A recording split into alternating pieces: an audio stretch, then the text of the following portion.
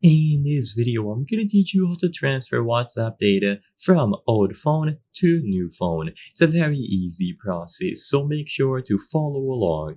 If you are going to be switching devices and you would like to make sure that you transfer over all of your data, including your messages, photos, videos, and so on, you will have to do this process on the old phone first, and everything will be transferred over to the new device. You will need to have access to both devices at the same time because you would need to initiate the transfer on the old phone and accept it on the new one, so keep that in mind. So first, on the old phone, tap these three dots at the top right corner of the chat's screen. So once you tap those three dots, you will be able to go over to the settings. Inside of the WhatsApp settings, access the chats category. So go into chats after you head over into the settings. Now scroll down and you will find transfer chats. This is the option that allows you to transfer over all of your data, including messages, photos, videos, and so on, to a new device. And after you approve this transfer, everything will be sent over.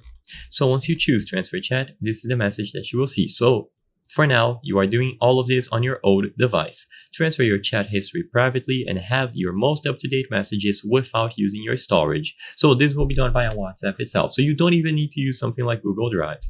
So tap Start on the old device and you will be able to proceed. What you will have to do is scan a QR code on the new device during the setup process. So on the old phone, you will see this screen that allows you to scan the QR code on the new device. So now on the new device, download WhatsApp from the Play Store or the App Store and go through the setup process. You will have to confirm your phone number and eventually you will get to this screen, transfer chat history from old phone.